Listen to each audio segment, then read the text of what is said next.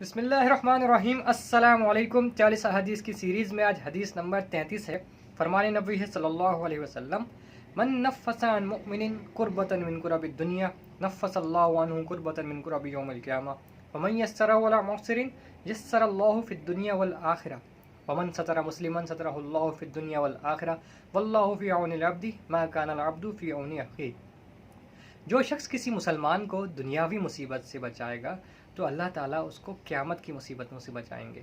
اور جو شخص کسی غریب مفلس پر معاملات میں آسانی کرتا ہے تو اللہ تعالیٰ اس کے لیے دنیا و آخرت میں آسانی کرتے ہیں، اور جو شخص کسی مسلمان کی پردہ پوشی کرتا ہے تو اللہ تعالیٰ اس کی پردہ پوشی کرتے ہیں، اور جب تک بندہ اپنے مسلمان بھائی کی مدد میں لگا رہتا ہے تو اللہ تعالیٰ اس کی مدد میں لگے رہتے ہیں۔ اس حدیث پاک میں زندگی گزارنے کے اصول بتائے گئے ہیں کہ زندگی تو وہی ہے جو دوسروں کی مدد کر کے گزرے، یعنی جو شخص کسی کے معاملات میں آسانی کرے گا، کسی کو مصیبت سے بچائے گا تو اللہ تعالیٰ اس کو مصیبت سے بچائیں گے، اللہ تعالیٰ اس کے معاملات میں آسانی کریں گے۔ اور اسی طرح جب تک کوئی مسلمان اپنے مسلمان بھائی کی مدد میں لگا رہتا ہے تو اللہ تعالیٰ اس کی مدد میں لگے رہتے ہیں،